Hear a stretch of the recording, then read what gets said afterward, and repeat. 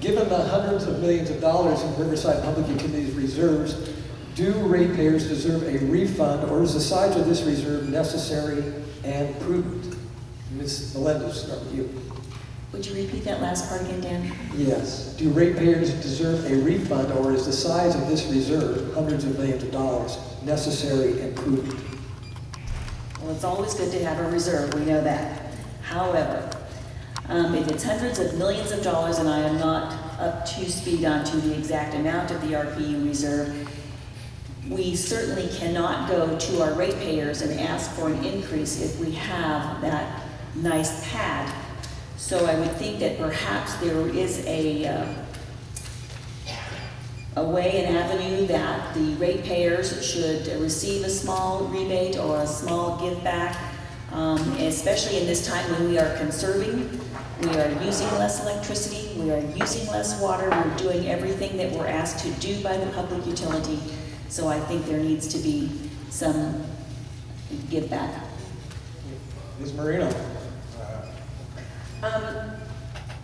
What's very interesting here is that the only reason there is $310 million in reserves is because they overcharged us. Because how do you collect that much money? If you look at the charter, there is no provision in the charter that allows public utilities to collect reserves. It's against policy. There was one policy in place. It was not a charter amendment that made it that they could collect 3 months to a year.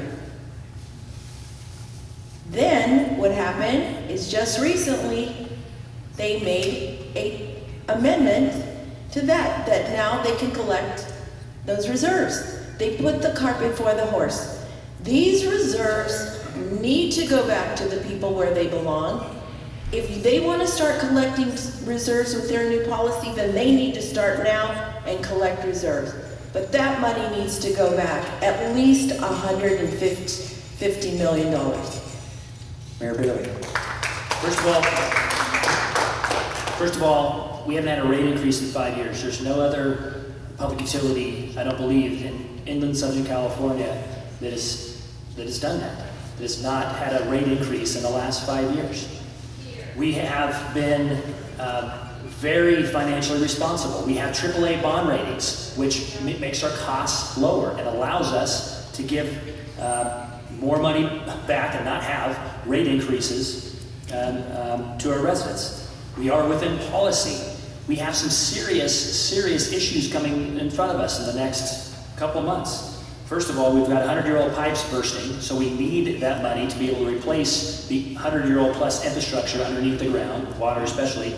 And if you haven't heard about the gas issues in Aliso Canyon, we're going to have some rolling potential brownouts over this summer. We need those reserves to protect Riverside from going out of energy, not being able to turn the lights on, and the issues with the water investment and aging infrastructure that we have. So that is what sets us apart in Riverside, having reserves. To clarify, are you saying that the public does not deserve any refund at all, that the reserves we have are necessary and prudent? If we were to give the public a, whatever it is, $10 or $20 rebate, we would have to then increase their rates within the next year. So there's, to pander for votes, sure, but to be financially prudent and forward-thinking and making sure that we're repairing our infrastructure, again, this aging infrastructure, and preparing for the situations that we're in, whether it's one transmission line and not two. We have a huge Riverside transmission reliability project that we have to set aside money for and be able to spend for the future. Councilman Davis. We do have a project coming up. It's called RTRP. That's the acronym. It's the Riverside Transmission Reliability Project. It is coming up. It's expensive. However, we already set money aside for that.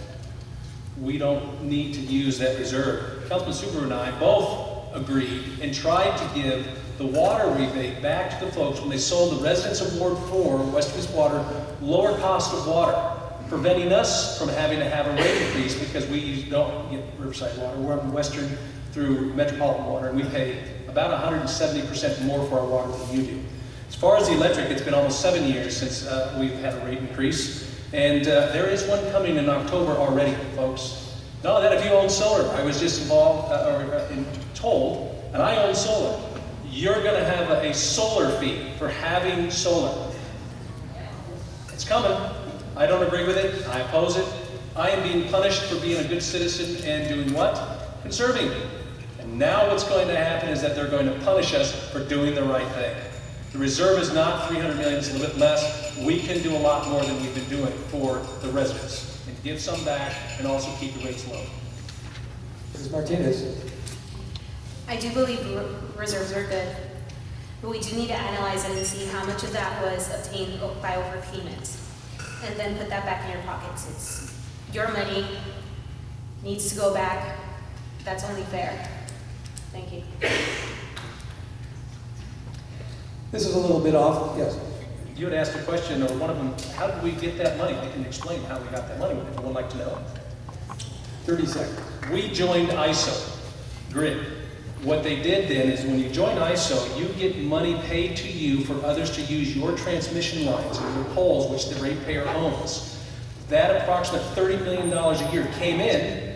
Our staff at the time had no idea what they were going to do with it, so they just shoved it right into reserve without not only telling the council, but not only for us to be able to inform the people so that we can appropriately place it where it needs to go, or even give it back to the ratepayers, or even into our infrastructure. That's how we got the money. But remember, we still own it, and that money goes to the ratepayers. $1,000 to $1,500 needs to go back to every homeowner.